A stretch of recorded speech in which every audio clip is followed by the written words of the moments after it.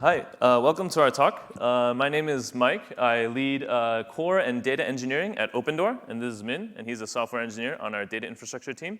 And today we're going to be telling you about how we used Amazon EMR to build a Spark ecosystem at Opendoor.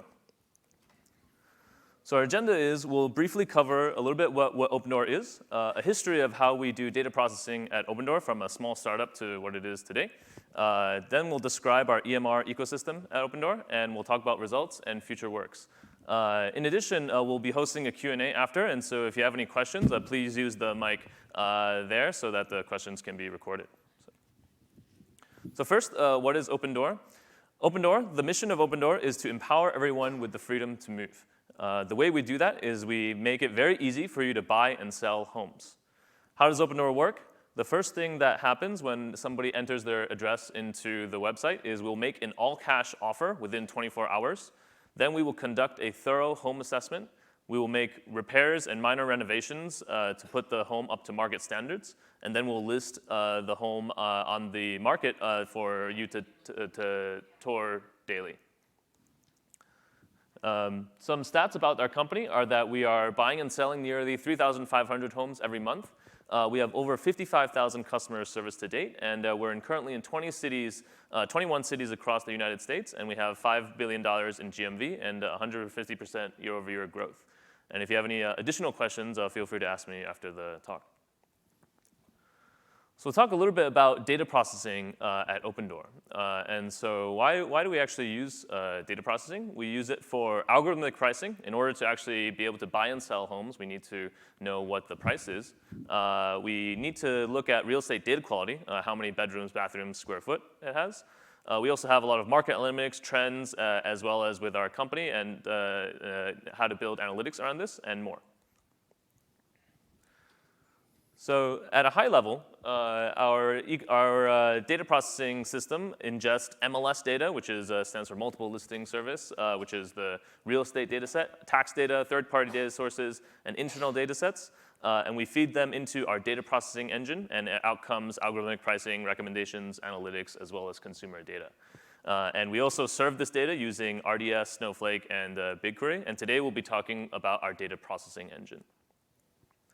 Some of the challenges that we face with our data processing engine are that we need fast feedback loops for our data science use cases. We have many data scientists that are working on giving our customers the best and most accurate price to buy and sell homes for, and we need to be able to iterate on these algorithms very quickly.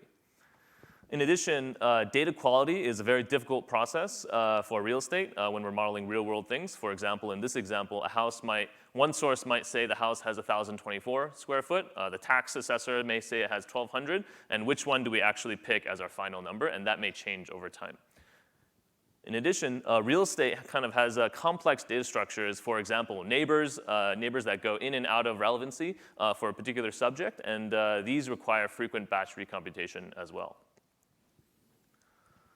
So now we'll go through a little bit about how Opendoor has evolved its data processing system from a 10-person startup all the way to kind of a 200-person engineering org that it is today. We'll go through our initial stack of Python and Postgres, to Dask on Kubernetes, to Spark on Kubernetes, and ultimately onto Spark on EMR. So first, starting off with Python and Postgres. The pros of this system are that it's very simple for data scientists. Python's very easy to learn. It's very good performance on small data sets. You have a rich access to powerful libraries such as Pandas, NumPy, and other libraries here. And operationally, it's very simple for us to set up. However, the cons that we ran into here are experimentation and versioning is very difficult. We wanted to experiment with different pricing models. It was very difficult to do comparisons here. In addition, as we mentioned, we had to do a lot of batch processing. And with Postgres, it's very difficult for us to do batch process and recompute entire tables. Another kind of operational concern is that frequently what we would do is we would both process and serve data out of our database. And operationally, this was very difficult to keep separate.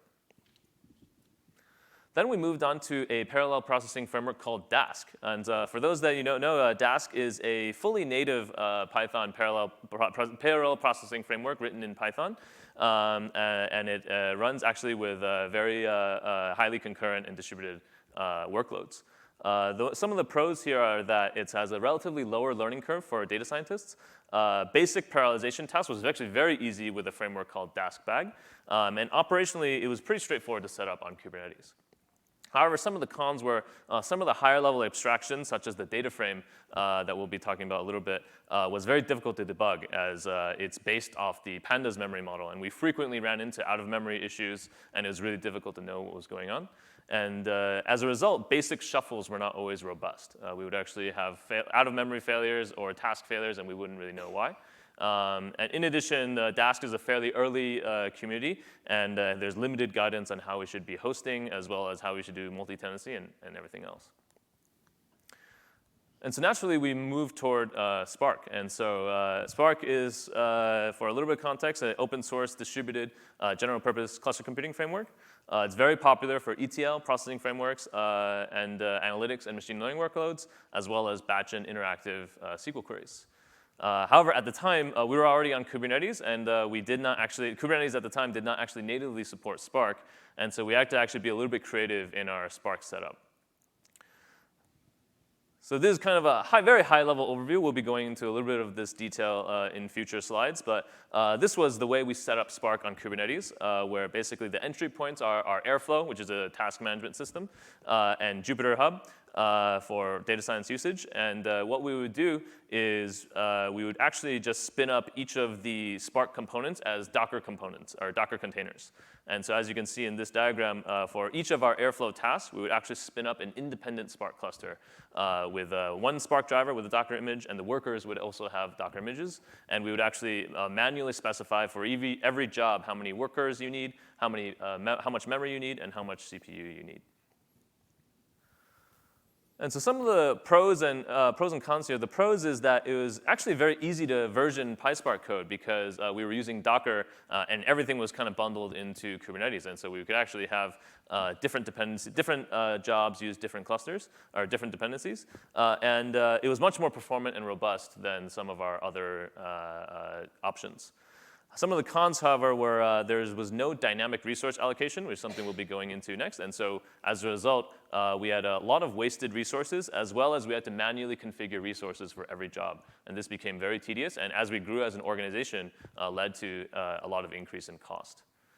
In addition, we also had to basically manually configure a lot of parameters for Spark, such as their self-service, as well as a lot of other complex parameters that we didn't really didn't want to actually deal with. So finding a managed Spark service. What we wanted to find in our next Spark service was performance. How do we make our jobs faster? Cost. How do we make our jobs more efficient? And usability. How do we actually proliferate the usage of Spark across the company? And so here we did a benchmarking exercise with a few options. We had our own Spark on Kubernetes deployment. We also tested out Databricks, and we tested out Amazon EMR. And so from a performance standpoint, our own, because we didn't have dynamic resource allocation, our own setup was much less performant than both Databricks and EMR. And we found EMR and Databricks to be fairly comparable in terms of performance. From a cost perspective, again, our setup was not the most cost effective. Databricks had a lot of more advanced features, but as a result, costed a lot more for us. And EMR, since we were already on the EMR ecosystem, AWS ecosystem, the cost was actually quite good for EMR. And from a usability perspective, we actually found Databricks to have a lot of really neat usability tools, but they were not really for our use cases. And so we ultimately ended up choosing Amazon EMR to go with. And so now I'll hand it over to Min to talk about exactly how we actually set up our EMR cluster at Opendoor. Oh. Cool. Thanks, Mike. So far, we've introduced what Opendoor does and how our data processing system has evolved from Postgres to Spark and end up choosing EMR for our Spark infrastructure. Now we want to deep dive on how we design, implemented, and monitor EMR at Opendoor. So here's our agenda today. We want to explain our thought process over this project by showing our questions that we've encountered on the way and how we have resolved these. We group these questions into 3 different categories: architecture, infrastructure, and monitoring. And first, we want to start off with how we design the EMR architecture at Opendoor. Before jumping into technical details here, I just want to ask a quick question to the audience. How many folks have used Spark or worked on Spark before? Oh, wow. OK, cool. But I'm going to anyway go over this slide. I'm going to briefly touch on what is Spark cluster, how you submit a MapReduce job, and what's actually happening inside the cluster. So let's say you wrote a MapReduce code. How would you submit that? You would need to first place those codes into where the client program exists. When you hit submit command, the Spark client program will submit your code, MapReduce code, to Spark driver program of master node of a Spark cluster. Now your Spark driver program will review your MapReduce code and decide what to do at what step. And it'll partition the initial data and send each piece to the worker node, or essentially the executor of the worker node, which actually processes your data by following the instructions given by driver program, and it sends the results back to driver, which aggregates the job and finishes the job. So now the cluster here, the cluster with master node, worker nodes, along with Spark client program and driver program is what EMR provides to you. It's up to you how to configure and how to use this to run your MapReduce jobs. So keeping that in mind, our first question is, how should we set up our cluster? Or more specifically, should we have one cluster for every job or have one large cluster to run multiple jobs? And I'll say this design question is really important. That's because we have a lot of MapReduce jobs to run, about 50 to 60 per day, which means the design decision from this question will directly determine the resource efficiency of our Spark infra, also known as cost. So let's look into the first scenario, one job per cluster. Let's say you schedule your MapReduce job to be run every week on Airflow, which is the most popular workflow scheduling tool. And what will Airflow do to run the job? It'll first spin up a cluster, submit a job, wait for finishing. After it finishes job, it's going to terminate the cluster. So now let's look into the pros and cons of this design. So pros. I would say this is pretty simple as you just launch and destroy cluster for every job, which means jobs are independent because they're running on a separate clusters. There's no chance that a job can interrupt other running jobs. Also third, easier versioning of cluster code. Let's say Amazon EMR has released a newer version of EMR and you want to use that on your cluster. You can simply just check in the change in the code base where you maintain the EMR cluster resource, and Airflow will just pick that update and launch a cluster with the newer version in the next run. But the cons, I would say inefficient and more costly usage of resources. So why is that? To efficiently use resources of a cluster, you would need to launch a cluster with the specific resources that your job would need. And that would be really hard to calculate. So you would think of, most likely, launch a default size cluster, such as small, medium, large clusters, and just submit all the jobs there, which is not you're going to waste the memories or CPUs there. But let's say you figured out how to actually calculate the resources. That means you need to manually configure all these resources for every job. Third, duplicate master nodes because you have a lot of clusters to run a lot of jobs. And lastly, overhead of launching and terminating cluster per job. So EMR is currently working on minimizing this overhead, but still you would have to spend every 3 to 5 minutes for every job. Now let's look into the second scenario, one large cluster. Same situation, but now we have one large standby cluster which will receive all these multiple jobs. Let's jump into the pros and cons. The first up, efficient usage of resources. And we're going to go over this in the subsequent slides, but it's mainly because of the EMR automatic scaling feature. If you can dynamically change the resources of a cluster according to the need from the multiple jobs, you'll be able to save resources. Second, single reliable master instance, because you have only one cluster. That means you only have one master node. Third, one place to monitor job health and resource usage. And lastly, no overhead of launching and terminating because you have a cluster running standby.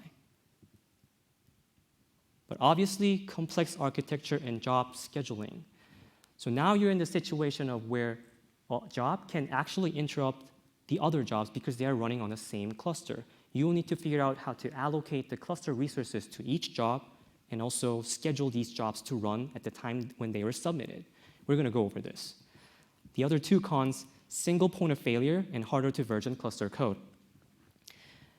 So if the cluster goes down for some reason, or you want to apply this newer EMR version, so you need to relaunch a cluster. In these cases, you will be killing these running jobs at the moment. But how do we go around? If we have robust and alerting system, along with the elaborate architecture design, and I would say efficiency gains from having one large cluster to run multiple jobs should outweigh the overall system complexity. So our next question, how do we schedule multiple jobs effectively?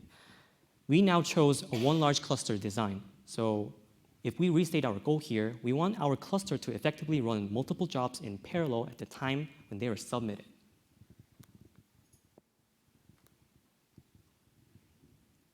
So this is a cluster view that we're going to iterate on over this presentation. You can see the cluster, and driver program should figure out how to allocate different resources for different jobs and how to schedule these. How would it do it? It's going to talk to this component called Yarn Resource Manager. Let's go into details of this. So if you worked on Spark before, you might have heard of these different resource managers of a cluster, such as Standalone, Yarn, and Mesos. Yarn is most popular for running multiple jobs on the same cluster. It's responsible for allocating cluster resources to different jobs and scheduling tasks to be executed on different worker nodes.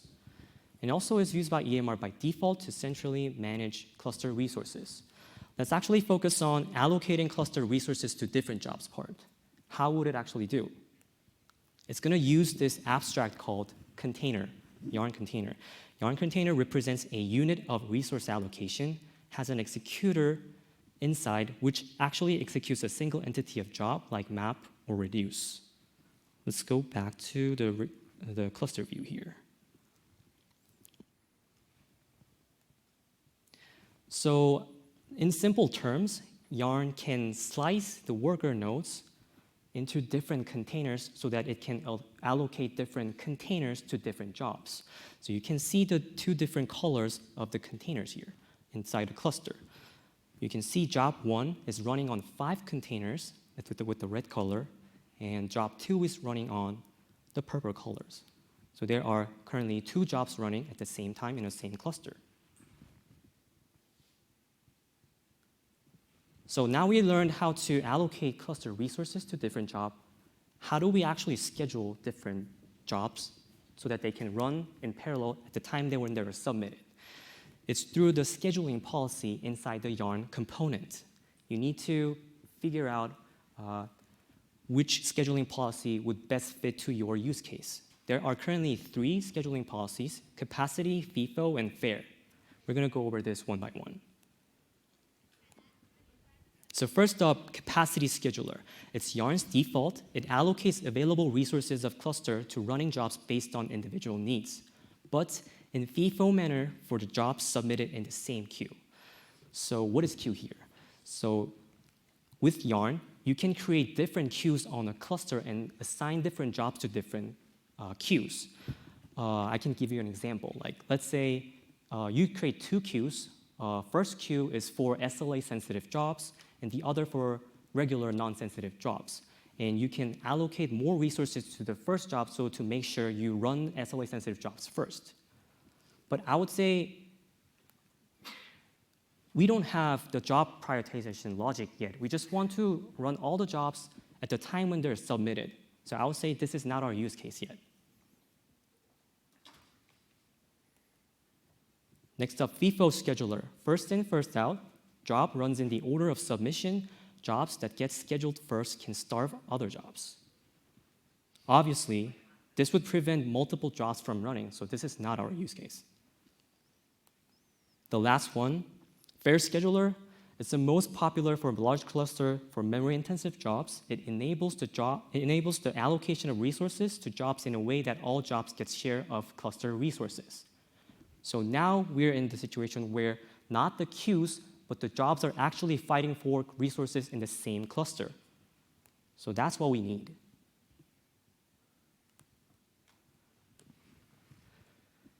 So our conclusion is with the large scheduler, with the large cluster, fair scheduler is likely the one that will suit our needs. Now it introduces to the next question. So now we've chosen one large cluster with Yarn to allocate cluster resources and schedule jobs with the fair scheduling policy. Our next question is, how will we scale out and scale in the physical worker nodes of a cluster?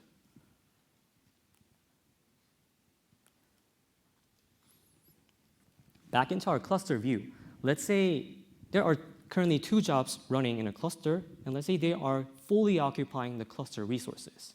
And driver receives another job to run, but apparently it doesn't have any resources to run.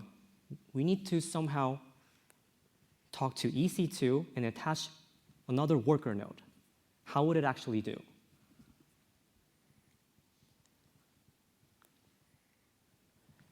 We can do this through EMR's automatic scaling policy. Here's a definition. Programmatically scale out and scale in worker nodes based on a CloudWatch metric and other parameters that you specify in a scaling policy. So 2 terms that we need to focus here, CloudWatch metric and scaling policy. In short terms, EMR will monitor the specific metrics that's coming out from Spark cluster, and if certain events get triggered, it'll either attach more worker nodes or terminate worker nodes based on your configured scaling policy. But what metrics, what kinds of metrics do we need to look at? There's like an exhaustive list of metrics, but frankly, we want to show 4 common metrics that people usually look at. So number of apps running, obviously, number of jobs running in a cluster, % yarn memory available, this is saying available memory on the whole cluster, and number of apps pending jobs in a cluster, and also lastly, container pending ratio. We're going to focus on that in the next slide. So after a thorough investigation and research, we've chosen container pending ratio for our scaling out policy. So what is that? It's a ratio of number of containers pending over number of containers allocated. Let's look into why. So if we have so many containers are pending, that means workload is high on the cluster, so we want to actually attach the worker nodes. But why do we look at containers allocated, also known as number of running containers? If there are so many running containers in a cluster, there's actually a greater chance that they will be released as soon as they are finished, so that they will be available for other scheduled jobs. So in this way, we can actually prevent oversubscribing worker nodes when fast jobs finish by finding a right balance between these 2 different container numbers. For scaling in policy, we just want to see the list activity on the cluster, and we would choose 2 different metrics, % yarn memory available and apps running.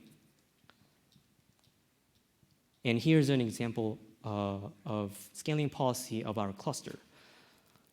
So you can see, you can punch in specific numbers for minimum and maximum worker instance group, and you can also specify the interval, the event that you want to trigger. Let's look at one by one. For scaling out, add 1 instance if container pending ratio is greater than 0.75 for 1 5-minute period. It's saying if container pending ratio is greater than 0.75, we want to add 1 worker node over a certain period of time. Scaling in, terminate 3 instances if apps running is less than or equal to 0. Obviously, if nothing's running on a cluster, we want to aggressively kill the worker nodes to save cost. Second, terminate 2 instances if there's not much available memory on a cluster. We just want to kill 2 instances. Cool, so now our cluster view would now look like this. And you would wonder, why do we have 3 sets of worker nodes here? That's because we're mixing in different instance types. Here's a side note. Spot instances, we're now actually launching and destroying physical worker machines, which we're actually paying for. How do we even reduce costs? We can actually use spot instances instead of on demand. But the caveat is they can be reclaimed by AWS at any time, and that's quite bad for your Spark job. Why would that be? If you lose your currently running worker node, that means your Spark job or your MapReduce job will retry, and the resources that you spent on the retry will be wasted. You already paid that. To address that, we are actually mixing in different instance types by using task instance group. I'm like sort of mixing the worker and task terms in between. They're basically the same thing. So you can see in this screenshot, we're using 6 different task instance groups, and they're on the different instance types. You can actually search the least vulnerable spot terminations of the spot instance types on AWS link.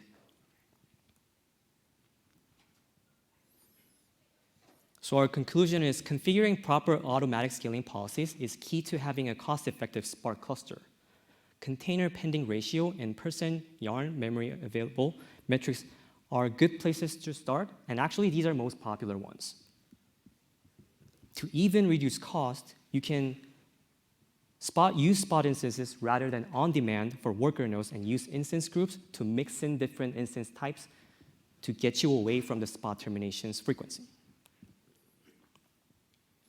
So now we know how to spin up a cluster, and we want to know how to submit a job to a Spark cluster. And let's look into the infrastructure of this. And our first question is PySpark dependencies. Why are we suddenly looking into PySpark? That's because Opendoor is a Python shop. We've much focused on Python machine learning libraries to auto-evaluate the home prices. So that's why most of our MapReduce jobs are written in PySpark. And that comes as a caveat to our EMR architecture. It's because if you look into the single worker node, it's a zoomed-in view of a cluster. And if you look into the executor, you can see the 2 different runtimes. So when executor receives a partition of the data, it first stores into the JVM runtime. Then if it tries to actually process the data, it needs to serialize those and send them to Python runtime to actually apply your Python functions. So what's the challenge of that? Let's pinpoint on the 2 facts for now. Any Spark process that would ever work on any machine is a JVM process, and jar file can contain not only the applications package, but also all of its dependencies. But wheel file cannot. So what are jar and wheel here? So if you wrote your MapReduce code, you need to package them and then place into where the client program exists. When you're packaging them, you can also package the dependencies, the libraries that you're using along with. If you wrote your Spark code in Java, if you package, it'll become as a jar. But if you wrote it in PySpark, it'll be wheel. But there's a disadvantage of using wheel. A Python wheel built on a client machine will be specific to the client CPU architecture because of the required C compilation. So if you're using any C-compiled Python library such as NumPy, Pandas, SciPy, it would likely be failing on your cluster when it's running because the environment that you packaged up your application code is different to what the cluster's CPU architecture is.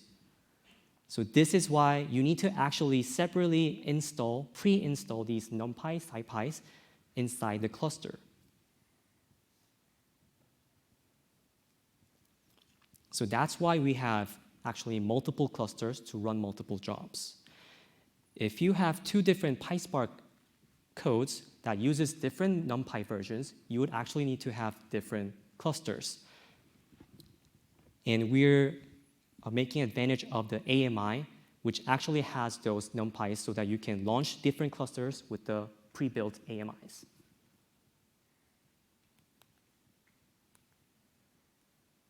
So our conclusion goes again, PySpark has more complex dependency issues than Java, Scala, Spark.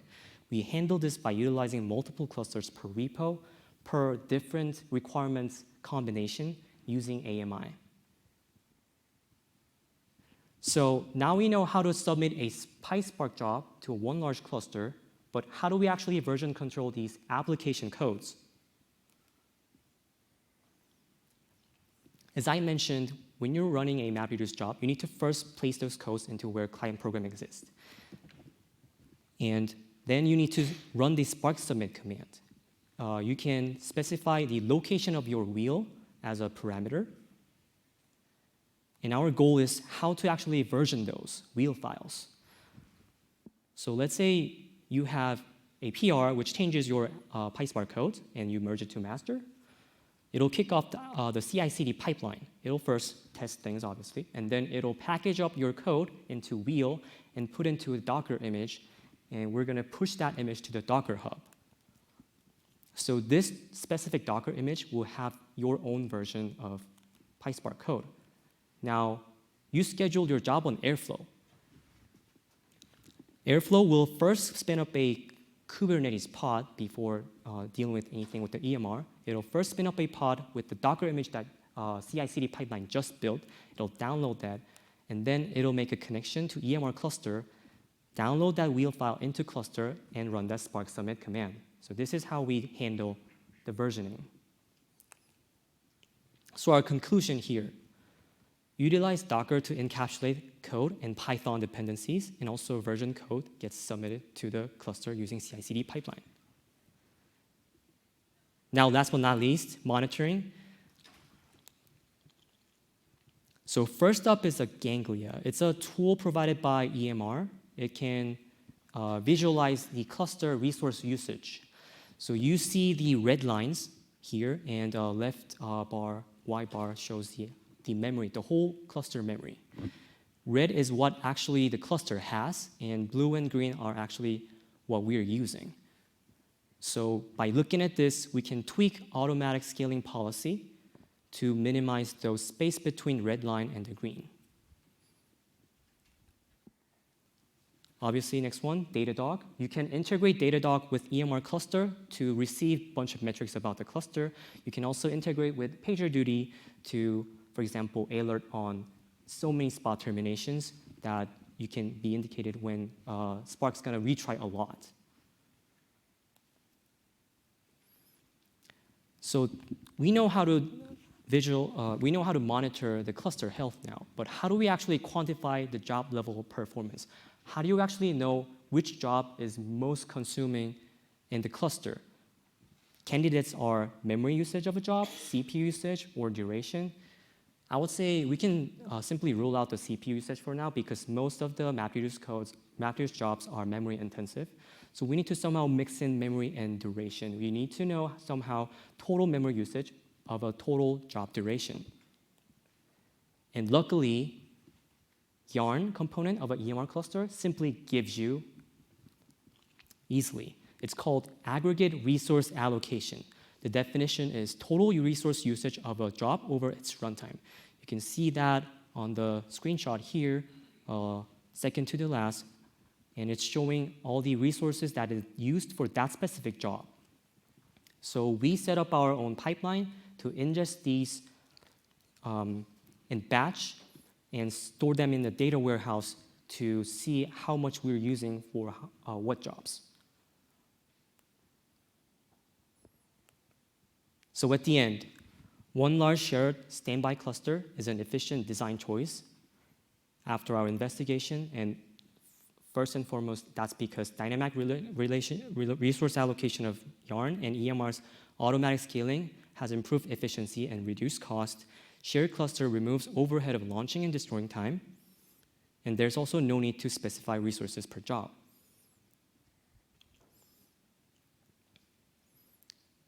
Future works. So we can still optimize the cluster by tweaking the Yarn container. Now it's a basic unit to scale out and scale in within the worker nodes. If we can tweak somehow, we can more accurately allocate the resources to each job. Prioritization queues.